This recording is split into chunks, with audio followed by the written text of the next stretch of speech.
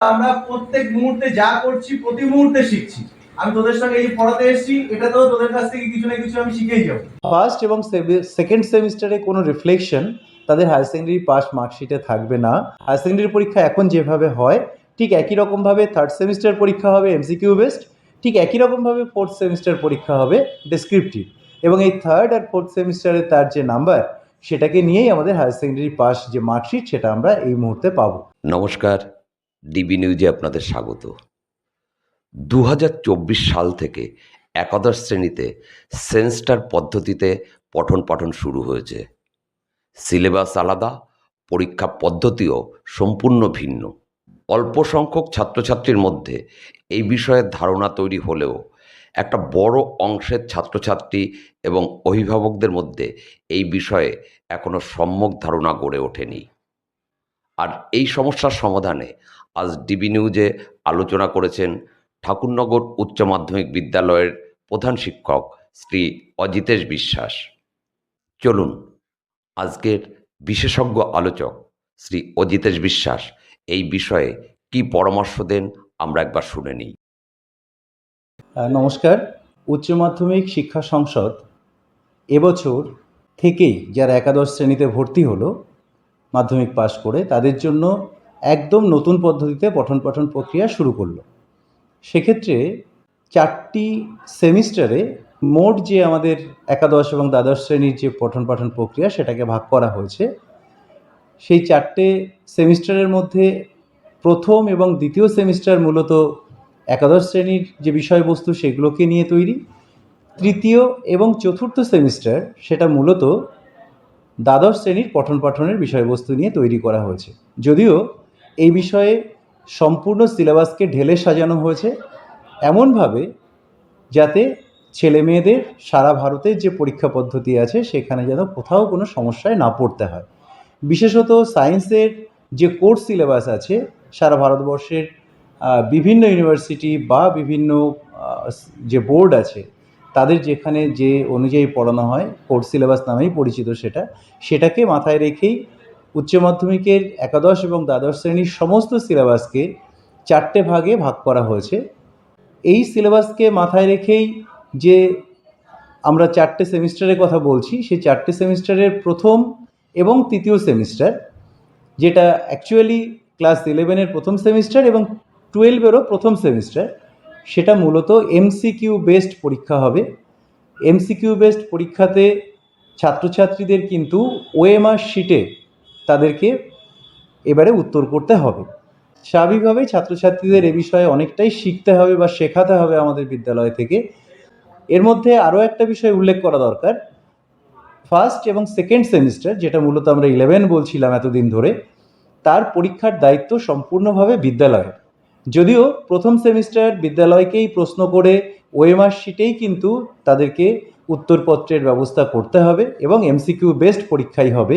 আর second semester সেটা কিন্তু broad type question হবে, অর্থাৎ ডেসক্রিপটিভ টাইপ কোশ্চেন হবে, যেখানে শর্ট অ্যান্সার টাইপ থাকবে এবং ডেসক্রিপটিভ টাইপ কোশ্চেন থাকবে, যেখানে ছাত্রছাত্রীদের লিখতে হবে তাদের নির্দিষ্ট খাতাতে, অর্থাৎ কোশ্চেন হবে আলাদাভাবে আর খাতা আলাদা তৈরি হবে, যেটা মাস্টারমশাই দিদিমণিরা এভালুয়েট যেভাবে করেন সেভাবে করবেন। যদিও প্রথম এবং দ্বিতীয় সেমিস্টারের সম্পূর্ণ দায়িত্ব থাকবে কিন্তু স্কুলে। এখানে একটা বিষয় উল্লেখ করা দরকার যে ফার্স্ট সেমিস্টারে কোনো ছাত্র যদি না উত্তীর্ণ হয়, এখানে আরও একটা বিষয় আগেই উল্লেখ করে রাখি, আমরা কাউন্সিলের নিয়মের ক্ষেত্রে দেখেছি 30% প্রত্যেক সাবজেক্টে শতকরা 30 মার্কস কিন্তু পেলে তাহলেই তাকে উত্তীর্ণ ধরা হয়।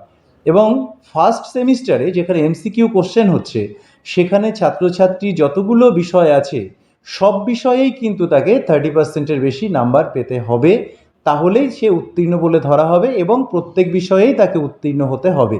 যদি কোনো ছাত্র বা ছাত্রী ফার্স্ট সেমিস্টারে উত্তীর্ণ হতে না পারে তাহলে তার জন্য কিন্তু আরেকটা সুযোগ কাউন্সিল রেখেছে, সেকেন্ড সেমিস্টারের যেদিন যে সাবজেক্টের পরীক্ষা সেই দিনই সেকেন্ড হাফে সে ওই এমসিকিউ বা ফার্স্ট সেমিস্টারের সাপ্লিমেন্টারি পরীক্ষাটা দিতে পারবে। অর্থাৎ 11-এর ছেলে মেয়েদের কাছে কিন্তু দুটো সুযোগ থাকছে ফার্স্ট সেমিস্টার ক্লিয়ার করার। কিন্তু সেকেন্ড সেমিস্টার ক্লিয়ার করার জন্য সেরকম কোনো সুযোগ থাকছে না। যদি কোনো ছাত্র বা ছাত্রী সেকেন্ড সেমিস্টারে ক্লিয়ার করতে না পারে, অর্থাৎ 30%-এর বেশি নাম্বার না পেতে পারে, তাহলে কিন্তু তাকে আবার প্রথম সেমিস্টার থেকে শুরু করতে হবে। আমরা চলে আসছি তাহলে সেকেন্ড বাদ দিয়ে থার্ড এবং ফোর্থ সেমিস্টারের ক্ষেত্রে। সেক্ষেত্রে একই কথা প্রযোজ্য। থার্ড সেমিস্টার অর্থাৎ 12-এর প্রথম যে পরীক্ষাটা হবে সেটা আমাদের এমসিকিউ বেসড পরীক্ষা হবে, এবং এখানে ফোর্থ সেমিস্টার যেটা হবে সেটা হবে ডেসক্রিপটিভ টাইপ কোশ্চেন। এখানেও একই নিয়ম প্রযোজ্য। যদি থার্ড সেমিস্টারে এমসিকিউ বেসড কোশ্চেনে যদি কোনো ছাত্রছাত্রী 30% বা তার বেশি পেয়ে ক্লিয়ার করতে না পারে, তাহলে সে সুযোগ পাচ্ছে ফোর্থ সেমিস্টারে গিয়ে ওই এমসিকিউ বেসড যে কোশ্চেনটা সে ব্যাক পেয়েছিল বা সে ফেল করেছিল সেই সাবজেক্টটাই সে পরীক্ষা দেওয়ার, এবং যেদিন যে পরীক্ষা হবে সেই দিনই সেকেন্ড হাফে সে এমসিকিউটা ক্লিয়ার করার মতো সুযোগ সে কিন্তু পাবে। যদি সেখানেও সে সুযোগ না পায়, তাহলে কিন্তু তাকে আবার ইয়ার গ্যাপ দিয়ে আবার ওই থার্ড সেমিস্টার থেকে শুরু করতে হবে। তাকে ফার্স্ট সেমিস্টারে যেতে হবে না, যেহেতু ফার্স্ট এবং সেকেন্ড সেমিস্টার সে পাস করে এসছে, তাই সে ফোর্থ সেমিস্টার ক্লিয়ার করতে না পারলে তাকে আবার থার্ড সেমিস্টার থেকে শুরু করতে হবে।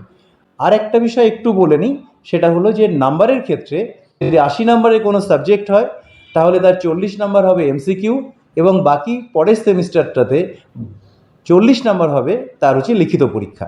ফার্স্ট সেমিস্টার যেমন শুরু হবে মে মাস থেকে, এবং সেটা অক্টোবরের মধ্যে শেষ করতে হবে।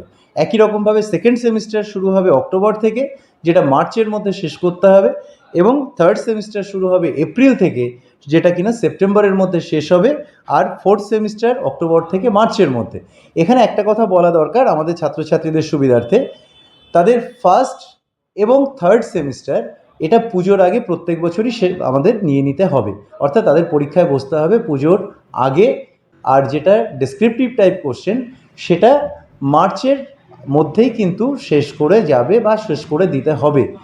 এখনও পর্যন্ত আমাদের কাউন্সিলের যা নির্দেশনামা আমরা দেখেছি, তাতে ফার্স্ট এবং সেকেন্ড সেমিস্টারে কোনো রিফ্লেকশন তাদের হায়ার সেকেন্ডারি পাস মার্কশিটে থাকবে না, কিন্তু থার্ড এবং ফোর্থ সেমিস্টার দুটো পরীক্ষাই কিন্তু নেবে উচ্চ মাধ্যমিক শিক্ষা সংসদ পুরো সেন্টার করে। অর্থাৎ হায়ার সেকেন্ডারি পরীক্ষা এখন যেভাবে হয় ঠিক একই রকমভাবে থার্ড সেমিস্টার পরীক্ষা হবে এমসিকিউ বেসড, ঠিক একই রকমভাবে ফোর্থ সেমিস্টার পরীক্ষা হবে ডেসক্রিপটিভ, এবং এই থার্ড আর ফোর্থ সেমিস্টারে তার যে নাম্বার সেটাকে নিয়েই আমাদের হায়ার সেকেন্ডারি পাস যে মার্কশিট সেটা আমরা এই মুহূর্তে পাবো। ফার্স্ট এবং সেকেন্ড সেমিস্টারের রিফ্লেকশন আমাদের হায়ার সেকেন্ডারি মার্কশিটে এখনও থাকবে না বলেই আমরা জানতে পেরেছি। অনেক ধন্যবাদ আপনাকে আপনার মূল্যবান সময় দেওয়ার জন্য। ধন্যবাদ আপনাকে।